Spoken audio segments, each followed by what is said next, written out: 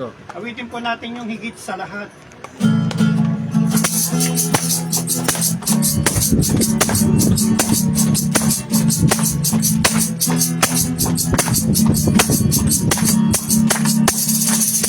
Wala nang hihigit sa'yo,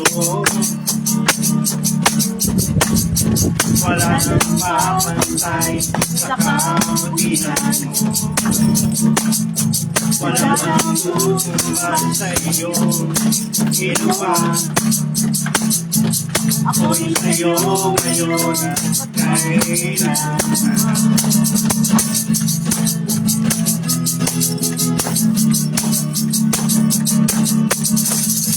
Wala nang hihigit sa'yo, wala nang papantay sa kabutihan mo, wala nang tutumba sa iyong ginawa.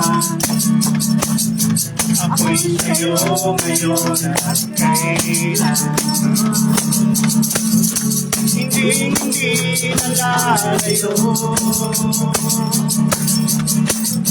sa krus natapos na ang lahat. Higit sa lahat ang ngalan mo,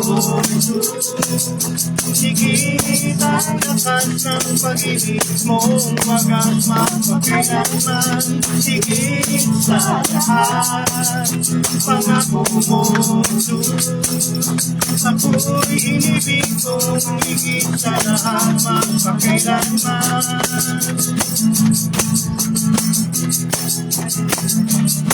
Higit sa lahat, wala nang higit sa'yo, wala nang mapantay sa kabutihan mo,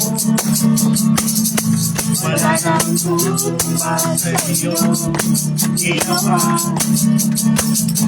Ako'y sa'yo ngayon at kailanman. Hindi nalalayo sa krus natapos na ang lahat. Higit sa lahat pangalan mo, Jesus. Higit ang lakas ng pag-ibig mo, magat magpakailanman. Higit sa lahat pangako mo, Jesus. Ako'y inibig mong higit sa lahat magpakailanman. Higit sa lahat ang ngalan mo, Jesus.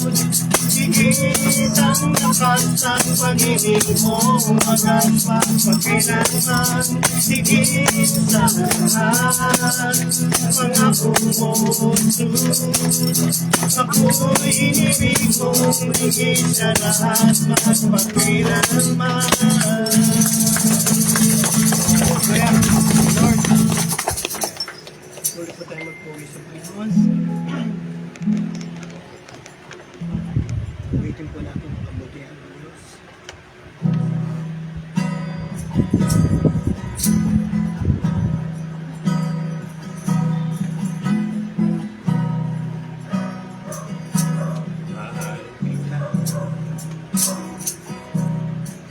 Walang hanggan ang iyong biyaya,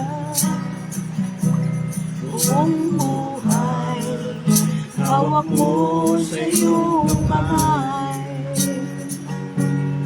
Mula sa aking pagmula hanggang sa pag-ibig, awitin mo ang kabutihan ng Diyos. Ika'y tapat,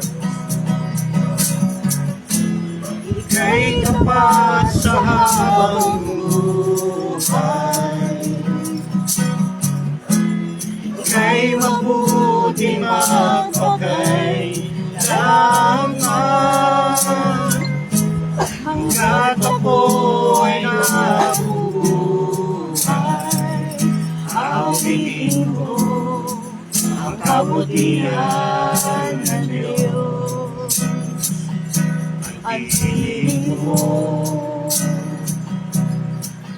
siyang gabay sa kahirapan.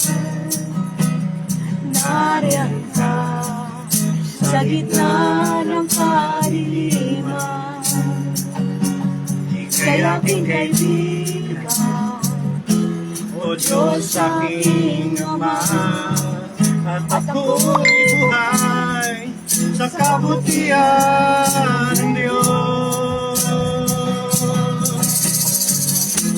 Ika'y tapat sa habang buhay, ika'y mabuting magpakailanman, hanggat ako ay nabubuhay. Awitin ko ang kabutihan ng Diyos.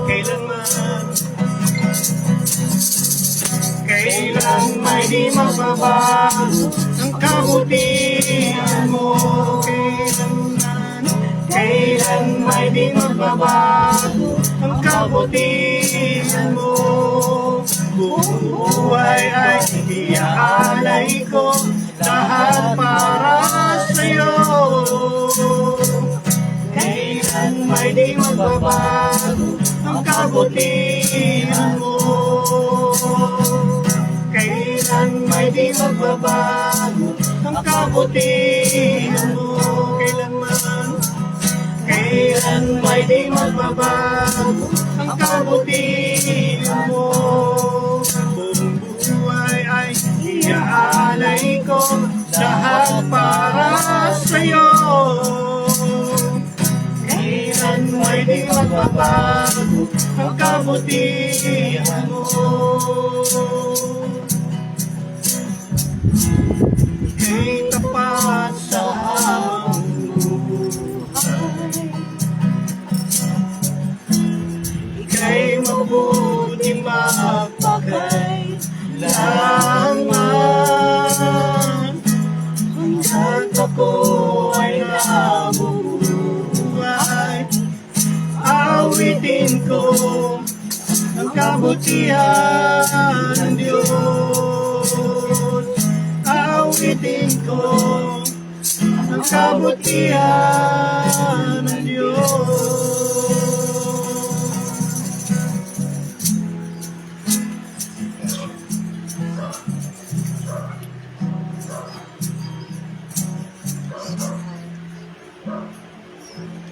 Tayo po'y manalangin. Purihin ka, Panginoon, aming Ama. Patuloy po kami nagpupuri at papasalamat sa kaloob-ning pagkakataong muli. Kami po ay makapagtipon sa lugar na ito. Salamat sa iyong paggabay sa amin, Panginoon. At hiling namin sa mga oras na ito ay linisin mo rin kami sa lahat po ng aming mga nagawang pagkukulang. Ano man Diyos ang aming mga nagawang pagkakasala po sa iyo, Panginoon. Ito man ay sa mga pulitan ng aming pong mga sinabi, inisip at gayon din po sa aming pong mga ginawa. Alam po namin ang lahat ay hayag sa iyong paningin at sa iyo po kami magbibigay sulit, Panginoon. Yes, Lord. At alang-alang muli sa iyong habag, Panginoon, kahabagan po na kami sa mga sandali pong ito. Kaya saan mo, Panginoon, na kami po ay patuloy na maging tapat nawa, Panginoon, sa aming pong mga sarili, sa iyong harapan. At hiling namin ang iyong patuloy na pagbabasbas sa iyong mga salita. Dahil po ito na meron pong kapangyarihan, epektibo ito, Panginoon, upang patuloy itong gumawa, Panginoon, ng pagbabago po sa aming mga puso at buhay, Panginoon. Ito po ang aming maitaas, patuloy na ang iyong pangalan lamang, Panginoon, ay siya po namin mabigyan ng karangalan sa mga sandali pong ito, sa ngalan po ni Jesus na aming Panginoon at aming pong tagapagligtas. Amen, amen, amen. Sige po, po na po tayo.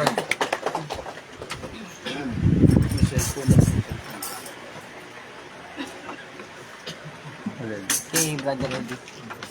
Okay, magandang umaga sa inyong lahat. Doon ako.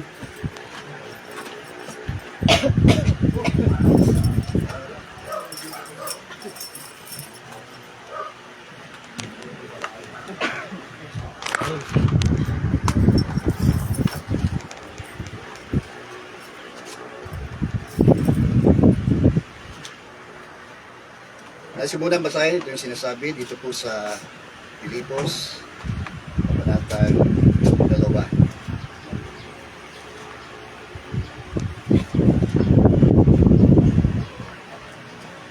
Okay, muna mata ni Pastor.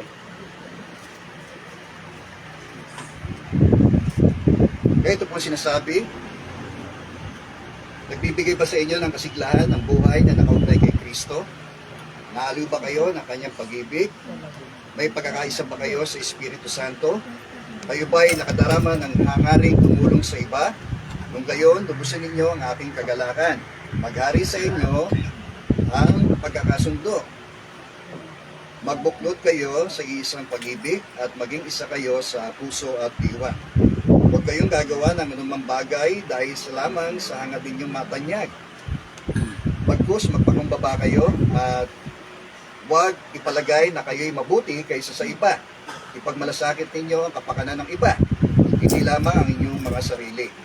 Magpakababa kayo tulad ni Kristo Jesus, na kahit siya ay Diyos, hindi siya nagpumilit na manatiling kapantay ng Diyos.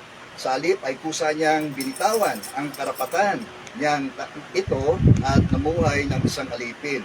Ipinanganak siyang tulad ng isang karaniwang tao, siya ay nagpakababa at naging masunurin hanggang kamatayan. Oo, hanggang kamatayan sa krus. Kaya naman siya itinampok ng Diyos at binigyan ng pangalang higit sa lahat ng pangalan. Ano pat ang lahat ng nilang na nasa langit, nasa lupa, at nasa ilalim ng lupa ay maninigluhod at sasamba sa Kanya at ipapahayag ng lahat na si Jesucristo ang Panginoon sa ikararangal ng Diyos Ama. Okay, pagpalain po ng Diyos ang Kanyang mga salita. So, nais ko magatan ng mensahe po ng Diyos na ang pagkakaroon ng isang mapagpasakop na kaisipan. Okay? May apat na mahalagang bagay po tayo makikita rito. Yung mga katangian ng isang taong mayroong mapagpasakop na kaisipan. At sinasabi rin ni Pablo rito na kung meron man po tayong dapat na maging halimbawa ng isang taong may mapagpasakop na kaisipan, wala akong iba kundi ang ating Panginoong Jesucristo. Amen po ba ron? No? So tayo bilang kanyang mga tagasunod, yun no, ang kanyang layon sa atin to be Christ-like, no? Na maging tulad tayo ni Kristo. Kaya rin sinasabi ni Pablo, no? Imitate me as I imitate Christ, no? Tularan ninyo ako tulad ng pagkatulad ko kay Kristo. So isa sa mga halagang sinabi rito ni Paul na tulad ni Kristo, nagkaroon siya na mapagpasakop na kaisipan.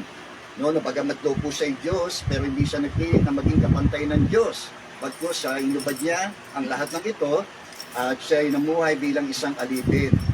Purin po ang Panginoon. Yan isa sa mga palatandaan ng isang taong may mapagpasakop na kaisipan. Ang iniisip niya, unang-una, ang iniisip niya ay ang iba, hindi yung ang kanyang sarili. No? Dapat maging ganun din po tayo, no? Na meron tayong unselfish living, no? Hindi makasariling mga pamumuhay. Purin po ang Panginoon.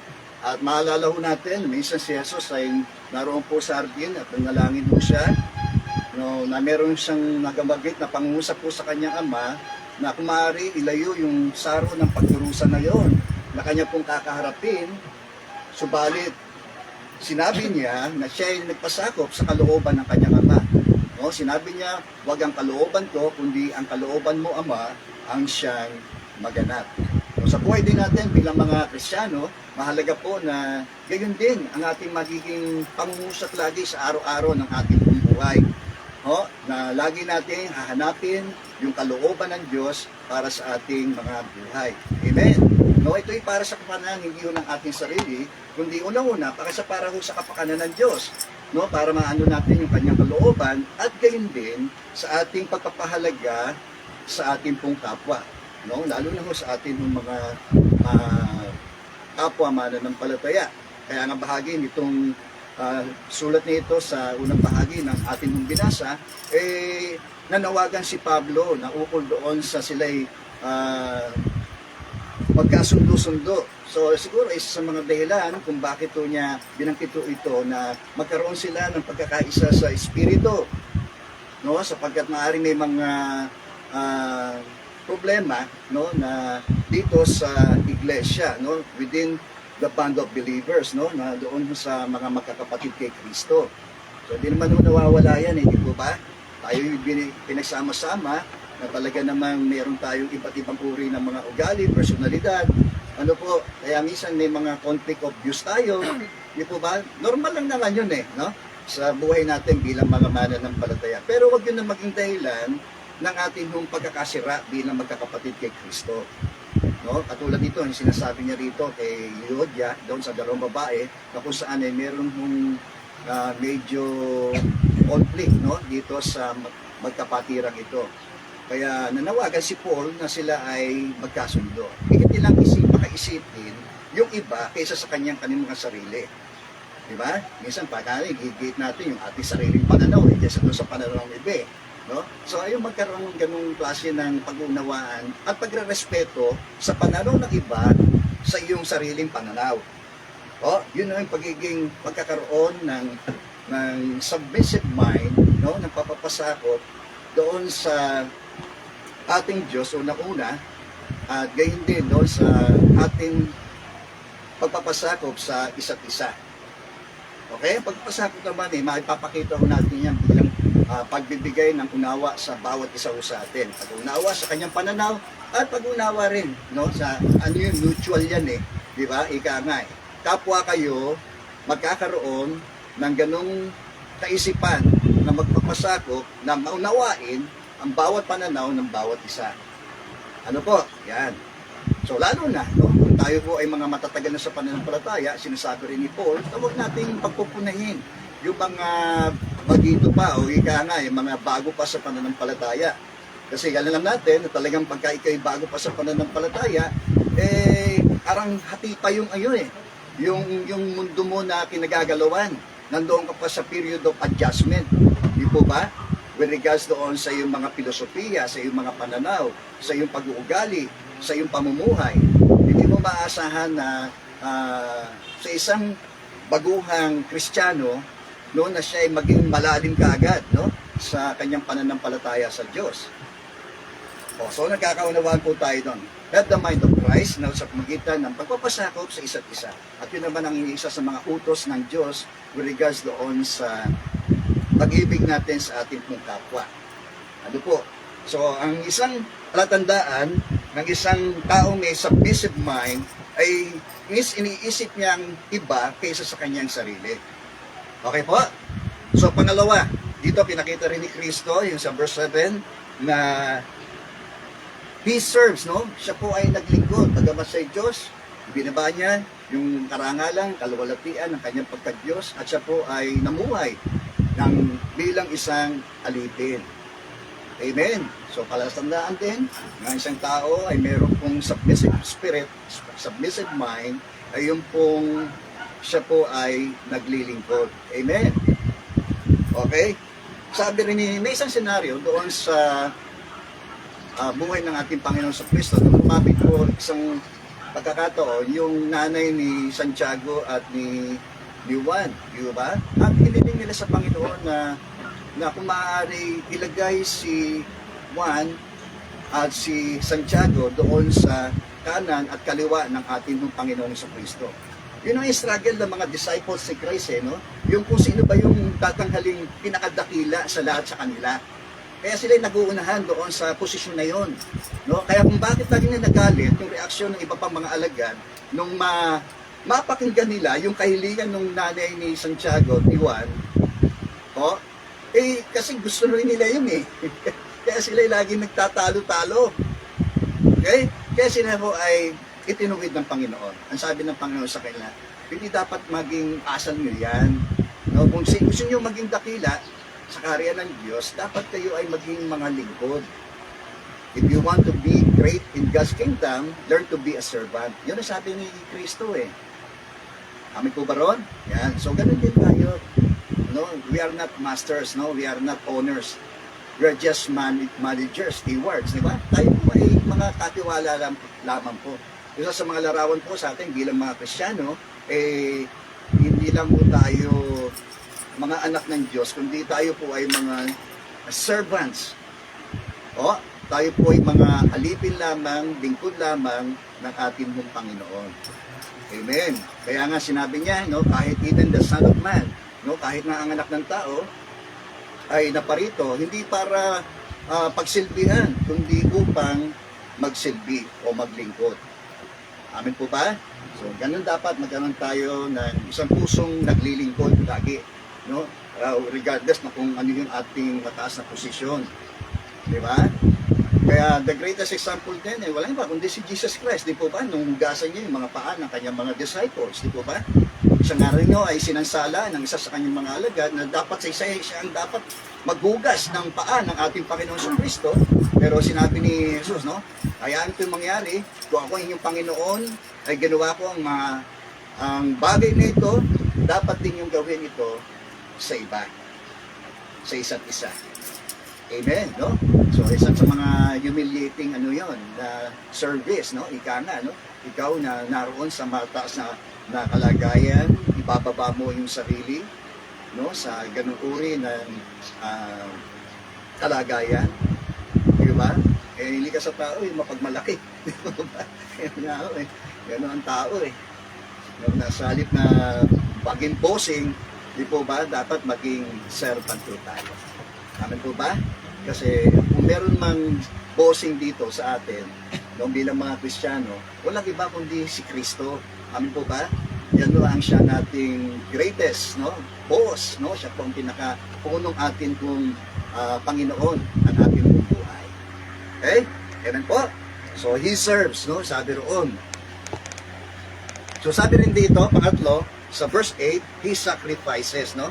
Yan isang palatandaan ng isang taong may mapagpasakop na kaisipan ay siya po ay nagsasakripisyo. Po? So, yun din naman ang hamon ni Kristo, no? Alang-alang sa pagsunod ng kanyang mga tagasunod, di ba? Yun ang cost o halaga na dapat nilang sangalang-alang o bayaran. Kaya nga cost, no? Babayaran alang-alang sa pagsunod, no? With regards to sa kanilang mga personal na mga relasyon, di ba? Kung nais mong sumunod, ito yung mga bagay na dapat nating isang alang-alang. Sabi ni Jesus, di ba? Kung nais mong maging aking tagasunod, limutin mo ang ukol sa iyong sarili. Di po ba? Pasanin ang iyong krus at sumunod sa akin. May ganong uri ng pagsasakripisyo personal sa bawat isa ng mga tinawag ng Panginoon. Okay po? So, hindi lang siya servant, kundi itong dalawang ito parang kambal to yung serving and sacrificing Di po ba? Ay, nagsaserve ka, mayroon kang dapat na isakripisyo sa sarili natin Di ba? Unang-una, yung mga personal relationship natin. Di ba? Kaya dapat walang higit na ang pag-ibig natin sa ating mga ugnayan ng ating ugnayan sa Diyos. Ibig sabihin, dapat mas mahal natin ang Diyos higit sa kanino paman. Sa iyong magulang, sa iyong mga anak, sa iyong mga kapatid. Amin po ba? Yun ang isa sa mga sacrifices na kung minsan darating alang-alang sa pagsunod, yun ang dapat po natin isang alang-alang. Amin po ba ron? Tulad ni Jesus, di po ba? Siya yung Diyos, di ba? Kung maaari, ilayo mo sa akin ang saro ng paghihirap na ito, kaya naman mo yun Maaari ibang paraan na maaari niyang iligtas ang sangkatauhan. Pero yun lang ang tanging pangaraan Di ba? Yung kamatayan niya sa krus.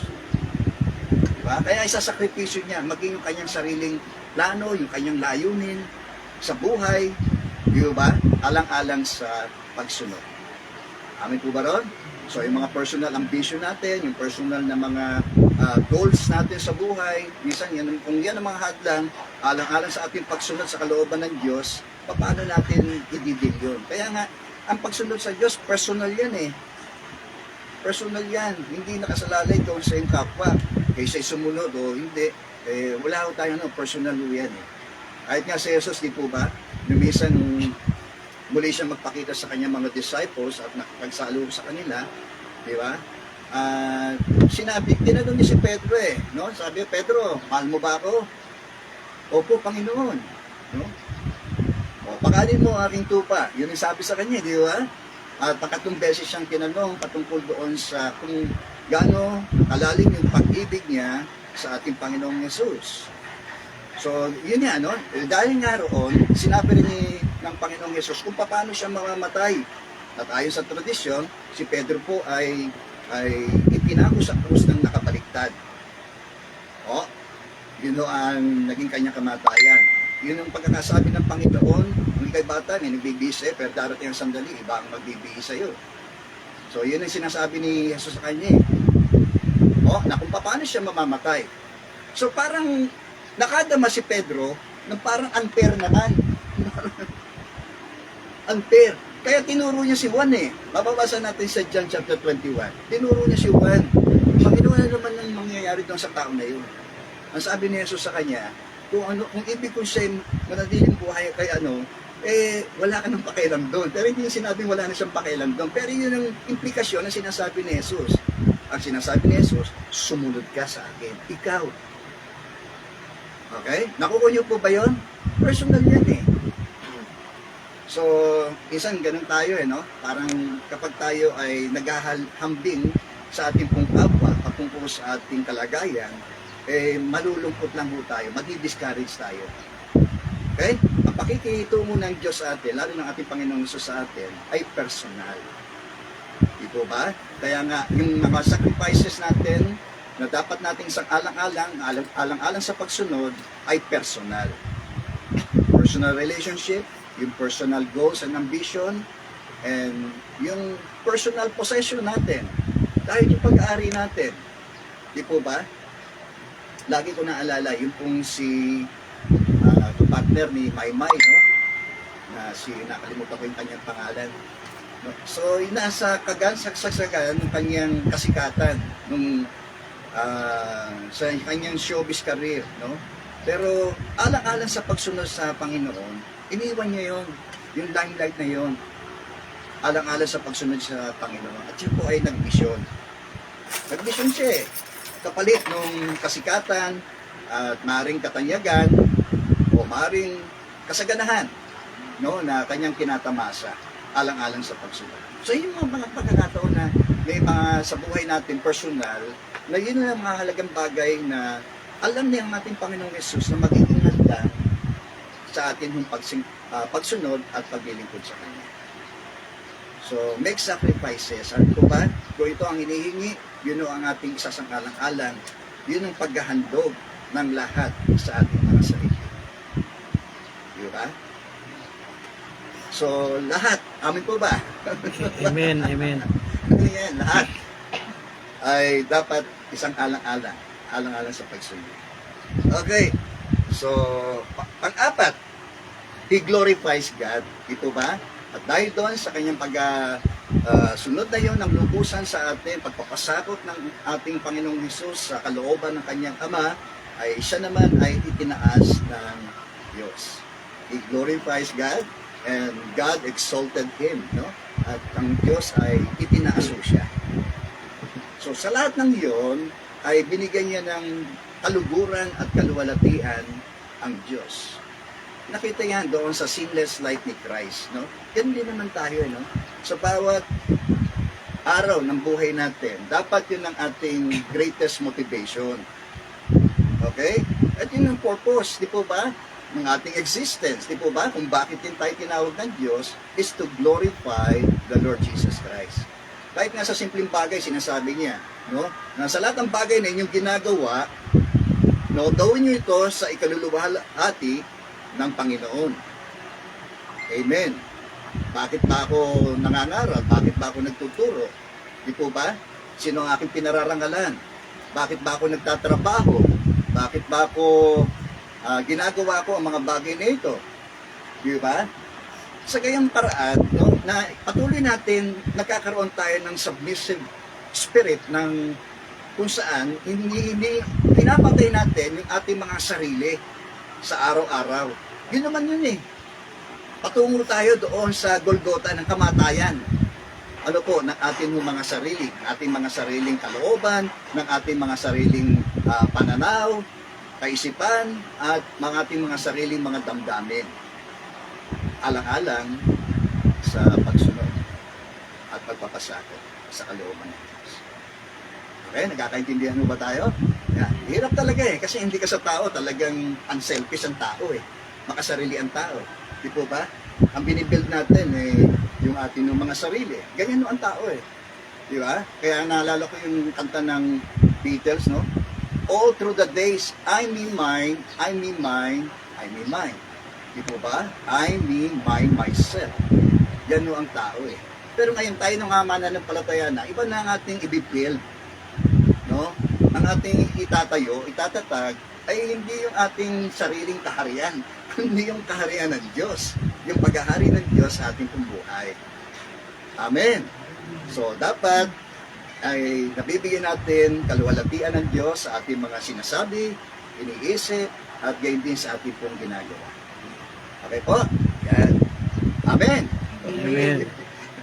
So, he glorifies God, and then, dahil sa kanyang lubos na pagsunod at pagpapasakop sa kanyang kalooban ng kanyang ama, ay siya naman po ay itinaas ng Diyos. Binigyan siya ng pangalang higit kanino pa man pamangalan.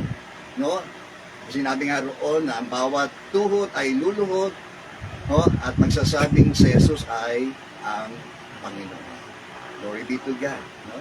Yan ay dapat na maging motivation natin sa lahat ng panahon pagkakataon. So, isang senaryo din sa buhay po ni Joseph, ito ba? Naglingkod siya, no? Sa iba't ibang paraan ng paglilingkod, no? So, overall, ng kanyang mga paglilingkod na ginawa ko niya sa lupa, iniaalay niya yon bilang paglilingkod niya sa Diyos. So, alam natin, yung buhay ni Joseph, parang ups and down, di ba? Parang siso. May mga panahon na talagang nasa baba siya at may nasa panahon na siya naman ay tinataas ng Diyos. Amin po ba? Pero sa bawat kalagayan na yon, wala tayong makikitang nagreklamo si Joseph sa Diyos. Okay? Amin po? Kahit nandun siya sa kay Potiphar, mababasa natin lagi roon, God was with Joseph, no? Kahit siya po ay alipin doon ni Potiphar, binenta siya ng kanyang mga kapatid doon sa mga unang-una sa mga Ismailita. Tapos nung mga negosyante ng ito, binenta siya doon kay Potiphar. Di po ba? Naglingkod doon siya roon. At yung span ng kalooban ng Diyos ukol doon sa katuparan ng pagliligtas ng Diyos, okay? Hindi lamang para sa kanilang angkan o lahi, kundi sa bawat tao, di ba? Kaya nasabi ni Joseph ng bandang huli, nangyari ang mga masama nga ang ginawa niyo sa akin, pero niloob ng Diyos ito para sa ikaliligtas ng marami. O, tingin niyo po yun. So, pa man, makikita na yung God's plan, no, para tubusin, no, ang tao. Larawan yon ng tinapos na gawa ni Kristo doon sa krus ng Kalbaryo. Purihin po ang Panginoon. Amen. For 13 years, he served, no? Loob ng 13 taon, nagsilbi si Joseph. Bago siya itinaas ng Diyos. Sa pangalawang makapangyarihang tao sa buong Ehipto. Isipin niyo po yun. Okay? Mga stories of rags to riches. Di po ba? Minsan nakakaano tayo na. Pero siya talaga, no, dahil doon sa kalooban ng Diyos, no, ay hinayaan siya ng Diyos na mangyari yung dumaan siya sa ganong uri ng mga hirap, no? Sakripisyo, na malayo siya doon sa kanyang pamilya. Hirap doon. Di ba? At ang isa pang napakasakit doon, yung mismo kanyang mga kadugo pa, no, ang namuhi sa kanya at pinagtangka pa ho siyang patayin.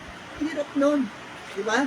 Minsan sa pang-araw din buhay, nangyayari din ho yan sa buhay ng marami. Kung sino pa yung kadugo mo, yun pa yung mananakit sa iyo. Amin po ba raw? Alala ko tuloy yung anak na napalitan ko lang ng isang araw, pinatay niya yung tatay niya eh. Yung patay mo yung tatay mo. Amin po, diyan po kayo. So yun yung pinakamasakit at maaaring malupit na karanasan na maaari po natin maranasan bilang bahagi ng isang pamilya. Na mismo yung kadugo ang siyang magpapahamak sa iyo. Okay po? Amen? So, sino pa? Si David, di po ba? Inanoint siya ng Diyos na siya ay nasa kamusmusan pa. Inanoint siya ni Samuel, di ba? Para the next to the throne of Israel, no? Pagkatapos ni Haring Saul. Dahil si Haring Saul ay na sumuway sa kalooban ng Diyos at ang naging halaga noon ay yung kanyang trono. Pero mga pagkakataon si David bata pa eh. Di ba? Nung harapin niya nga si Goliath, lumapit siya kay Saul muna, di po ba? Eh si Saul, may gatas ka pa sa labi, harap ka sa higante na yun. Pinagtawanan pa siya, nilait pa siya eh. Di ba? pinasuot, sinusuporta, nagpatotoo si David eh. No? Ako po ang nag-aalaga ng kawan ng aking amang si Jesse. No? Kapag merong mga mababangis na mga hayop na nanganganib na sila ay silain, ako po ang humaharap sa kanila. Nagpapatotoo siya. Sabi, ang Diyos ang nagbigay sa akin ng kapangyarihan, no, na magapi ko itong mga mababangis na mga hayop niyon. Ang Diyos din ang siyang tutulong sa akin para magapi ko ang higanting iyon na walang iba kundi si Goliath. Amin po ba? So, bata pa man si David, may makikita natin yung maganda yung kanyang meron siyang matatag na espiritu. Ano po ba? At hindi naman hihanap sa atin ng Diyos eh. Pero, yung span, bago siya mag-assume ng leadership as king, napakahaba pa ang panahon. Ang dami niya pang pinagdaanan. Nakuha niyo po? Napakahaba pa ng kanyang pinagdaanan. So may mga panahon na maaaring naisip ni David, hindi ito ang sitwasyon na inaasahan niya ng pagiging isang hari na inanoint ng Diyos. Diba? Yung sa panahon na siya ay naghihirap, nagsasakripisyo siya, hinahunting siya, o nakikipaglaban siya. Diba? Yun ang mga sacrifices na inanong eh. Kung tutusin, para bagang yung plano ng Diyos sa atin, hindi natin deserve, parang mga magkakaroon tayo ng kaisipan na unfair ang buhay, unfair ang Diyos sa atin. Okay? So, alalahanin natin, yung mga adversities sa buhay natin, yung mga kahirapan, pagtitiis, paghihirap, ay bahagi ng plano ng Diyos sa atin. Ano po? Kaya dapat, iba na rin ang ating pananaw. Tulad na sinasabi ni Paul, doon sa Romans chapter 8, verse 28, alam natin. Okay? Bakit natin alam? No, na kahit doon tayo na sa paghihirap tayo o sa nasakasanahan tayo, alam natin na ang lahat ng ito ay gumagawa, no, para sa ating ikabubuti. Amin po ba? Tayo nasa bababa o nasa mataas, ginawa ho ng Diyos yan, plano ng Diyos yan para sa ating ikabubuti. Bahagi yan ng refining process ng Diyos sa atin eh. Ho?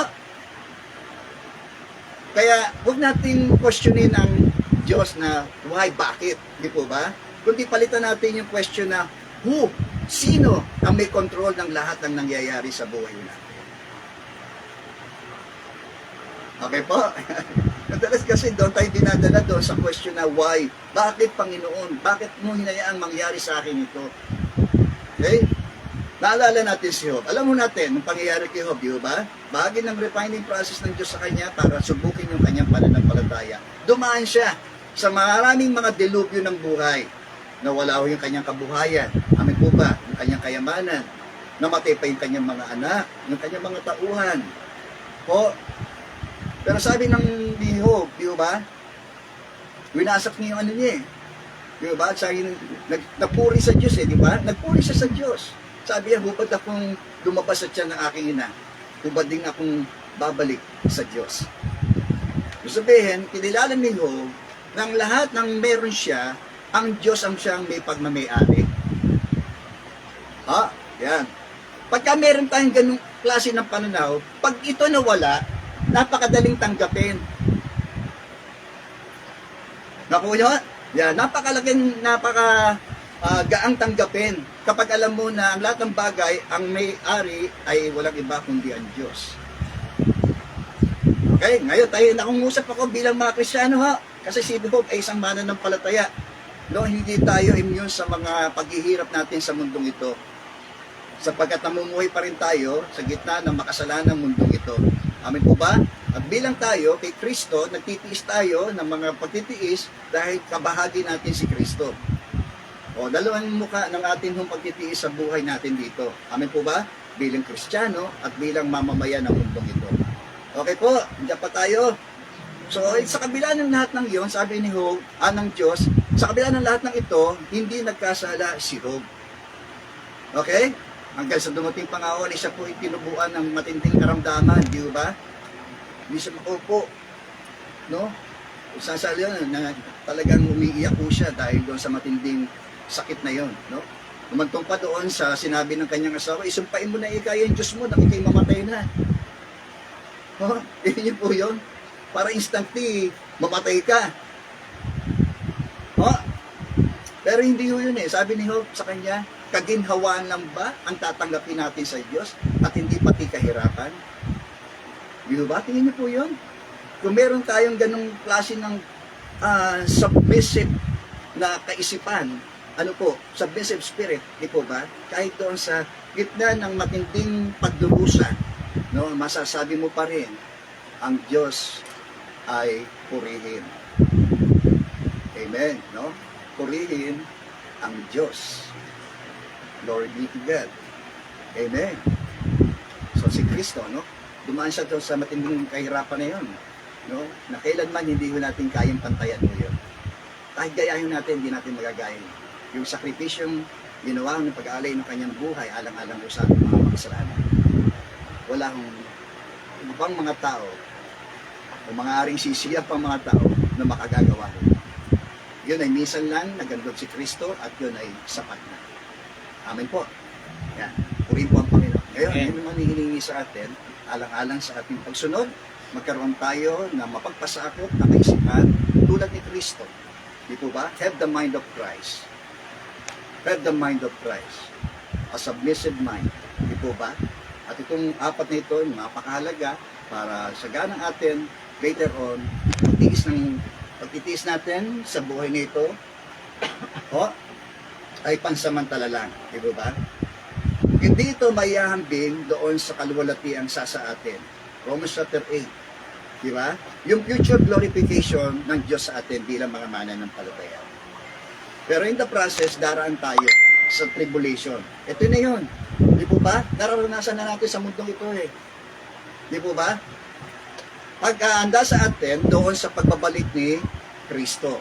At pagkatapos nun, amen, papasok tayo sa panibagong kapanahunan, yung panahon ng dakilang kapigatian. Ano po, kung may nararanasan man tayo tulad niyan, ito ay part of the tribulation period. Amen po.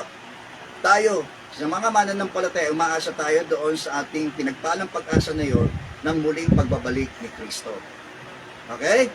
Kaya panatili natin tayo handa. Katulad nito, isang bahagi ito ng ating paghahanda sa kanyang muling pagparito. Mas mainam na datnan tayo ng ating Panginoong Kristo na narito tayo sa ganitong uri ng gawain kaysa naman nagtatampiso tayo sa kasalanan. Ano po? Yan po ang dapat nating pakahangarin. Amen. No? For the meantime, ito ang gawin natin. No? Yung ating lubos na pagpapasako sa kalooban ng Diyos. May hirap man o may kasaganahan, sa Diyos pa rin tayo. Bigyan natin ng kaluguran, kaluwalhatian. Tayo po'y manalangin. Hallelujah. Purihin ka, Panginoon. Ang lahat ng papuri, karangalan, binabalik po namin sa iyo, Amen. Tulad din, sinabi ni Juan Bautista, kayo po ang siyang maparangalan, kayo po ang maitaas, at kami naman po ang siya pong maibaba. Salamat po sa higit sa lahat sa buhay ng aming Panginoong Yesus, na siyang aming greatest example ng isang mapagpasakop, Panginoon, sa iyong kalooban, aming Ama. Nawa ay sa apat na bahaging ito, Panginoon, ay siya nawa rin amin pong maganap sa iyong tulong, sa iyong kabag, Panginoon, sa amin ay magagawa ho namin anumang bagay na dapat po namin isang alang-alang sa amin pong pagsunod ng lubusan sa iyong pong kalooban. Patawarin mo kami kung may mga pagkakataon na aatubili kami na isuko sa iyo ang mga bagay na hinihingi mo, Panginoon, upang aming isukong lubusan sa iyo, Panginoon. Kaya naman, Lord, amin pong ipinapasya sa mga sandali po ito na lubusan po ninyong sakupin ng iyong paghahari ang aming mga puso at buhay.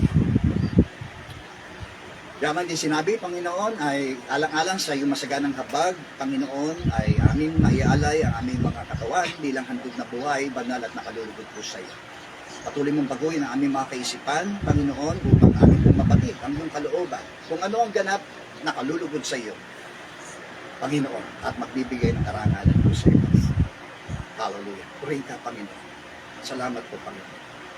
Naway, nangusap po ito sa amin, bawat isa, Panginoon, at patuloy na magkaroon kami ng isang malayang response, Panginoon, sa iyong paanyayang ito, Panginoon. Kung kami man na meron pong alalahanin, O Diyos, bawat isa, Panginoon, sa mga oras na ito, nilalagak po namin sa iyo ang lahat ng aming kabagabagan, ang aming mga kabalisahan, Panginoon, sa iyong mga kamay, sa iyong paanan, Panginoon.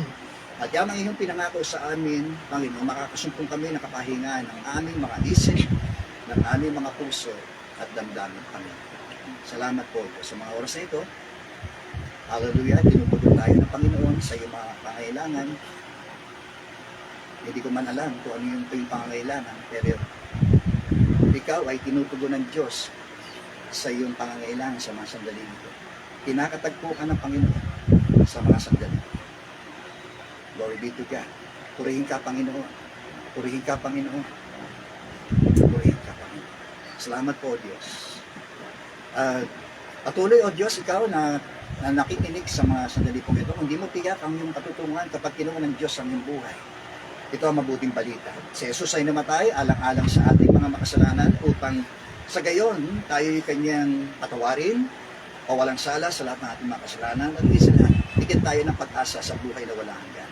Kung ipapahayag doon ang iyong mga labi na si Jesus ay Panginoon at mananalig tayo sa Kanya ng buong puso, tayo po ay makakaasa ng Kanyang pagliligtas. Kung yan ang nais mo, kaibigan, idalangin mo ang panalangin ito na manggaling nawa sa iyong puso. Sabihin mo, Panginoong Yesus, lumalapit po ako sa iyo bilang isang makasalanan. Panginoong Yesus, sumasampalataya ako na ikaw ay namatay upang aking mga kasalanan ay mabayaran. Sumasampalataya rin ako na ikaw ay muling nabuhay mula sa mga patay upang ako ay magkaroon ng pag-asa sa buhay na walang hanggan. Tinatanggap kita, Panginoon, sa aking puso bilang aking tagapagligtas at Panginoon ng aking buhay. Simula ngayon, ang aking buhay ay aking pong lubos na isinusuko sa iyo po lamang, Panginoon. Marami pong salamat na ang aking pangalan ay isinusulat mo na sa aklat ng buhay. Marami pong salamat sa pangalan ni Jesus. Amen. God, ang the rest ng aming fellowship na ito, ma-enjoy po namin ang isa't isa, Panginoon, habang kayo po ang patuloy na namamagitan at nawa o Diyos na ipahagi po namin, Panginoon, higit sa lahat na ibigay po namin ang lahat ng karangalan, kaluwalhatian at kapurihan sa iyo lang. And we ask the blessing of God the Father, God the Son, God the Holy Spirit be with us, O Lord. In Jesus' mighty name, Amen. Amen and amen.